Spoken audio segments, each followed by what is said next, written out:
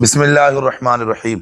कल जो बात चल रही थी नमाज की शर्तों की बात चल रही थी, और नमाज की 6 शर्तें आप लोगों को बता दी गई हैं। कल आपने शुरू की 3 शर्तें सुनाई थी और आज आपको आखिर की 3 शर्तें सुनानी हैं। और मैं आज फिर एक 3 नए बच्चों से नमाज की वो 3 शर्तें सुनूंगा और आप लोगों को वो मतलब के साथ बतानी है। तो कल जो बताई थी कल 3 आपने बताई थी। नंबर 1 तहारत, मतलब पाक होना। नंबर 2 सितर औरत, बदन छुपाना। और नंबर 3 बताया था आपने इस्तकबाल किबला, यानी काबे शरीफ की तरफ को मुंह करके नमाज पढ़ना। अब जो है चौथी, पांचवी और छठी बतानी है। तो नंबर 4 बताने के लिए मोहम्मद फरीद आलम, आप खड़े हो। बताइए नमाज की चौथी शर्त क्या है मतलब के साथ। बस अभी घुमा ले। नमाज की चौथी शर्त है वक्त, यानी नमाज का वक्त होना।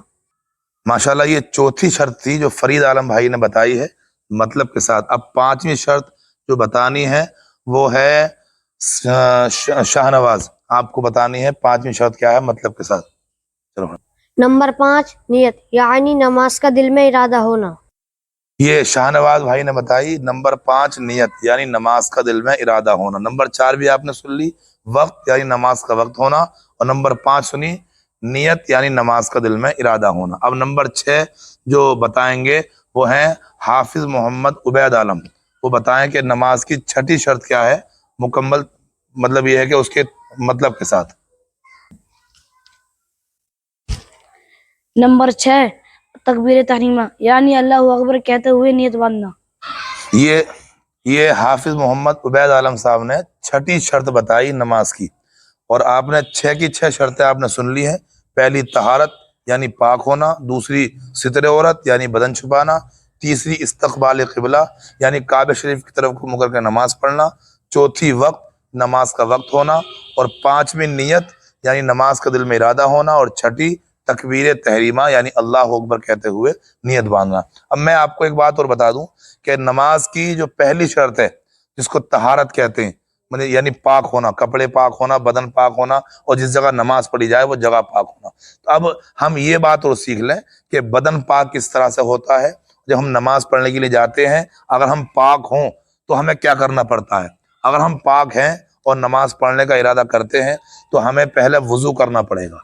समझे। पहले तो हम ये सोच लें कि अगर हम नापाक हैं तो पहले हमें नापाकी से पाक होना पड़ेगा, और अगर हम पाक हैं और नमाज पढ़ने का इरादा करते हैं तो फिर हमें वुजू करना पड़ेगा। और अगर हम नापाक हैं, हमने गुस्ल किया यानी हम नहा लिए, तो हमें उसके बाद में नमाज पढ़ने के लिए फौरन अगर हम नमाज पढ़ेंगे उसके बाद में, तो हमें वुजू करने की ज़रूरत बिल्कुल नहीं है। और अगर हमारा वुजू नहीं है मगर हम पाक हैं तो हमें वुजू करने की ज़रूरत है। तो पहले हम ये देख लें कि पाक कैसे होते हैं। तो आपको शायद मालूम ना हो कि गुस्ल के अंदर 3 फर्ज हैं। कितने फर्ज हैं? आपको कल बताई थी नमाज की आखिर की 3 शर्तें। आज आपको बताए जाएंगे गुस्ल के 3 फर्ज, जिनको अदा करने के बाद में आदमी पाक होता है। तो गुस्ल के अंदर 3 फर्ज हैं। गुस्ल नहाने को कहते हैं, और गुस्ल के अंदर 3 फर्ज हैं। नंबर 1 है कुल्ली करना। क्या है नंबर 1? कुल्ली करना। नंबर 2 है नाक में पानी डाल के नाक को साफ करना।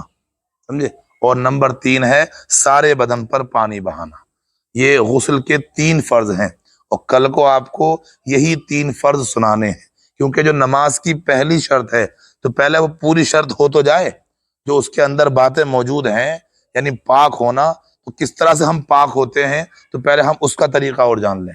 तो जो हम पाक होने के लिए हमें जो जरूरत होती है वो गुस्ल करने की जरूरत होती है। तो गुस्ल में कितने फर्ज बताए हैं? गुस्ल में 3 फर्ज हैं।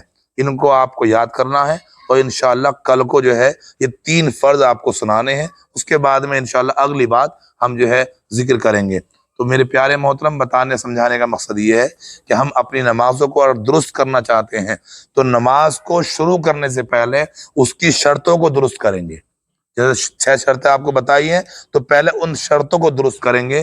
किसी भी काम की अगर कोई शर्त हो तो पहले शर्त अदा करनी पड़ती है, उसके बाद में उस काम को अंजाम दिया जाता है। समझे। तो इसलिए आप जो है पहले इन शर्तों को दुरुस्त कर लें। नमाज की जो 6 शर्तें बताई हैं, फिर उसमें जो पहली शर्त तहारत है, उसका जो मतलब बताया है तहारत का पाक होना, तो पाक किस तरह से हुआ जाता है पहले आप ये सीखेंगे। उसके बाद अगर हम पाक हैं پھر نماز پڑھیں گے تو کیسے پڑھی جائے گی، پھر انشاءاللہ اس کے بارے میں اگلی بات کریں گے۔ اللہ رب العالمین ہم سب کو صحیح طرح سے نماز پڑھنے کی توفیق عطا فرمائے، آمین بجاہ نبی امین صلی اللہ علیہ وسلم۔ السلام علیکم۔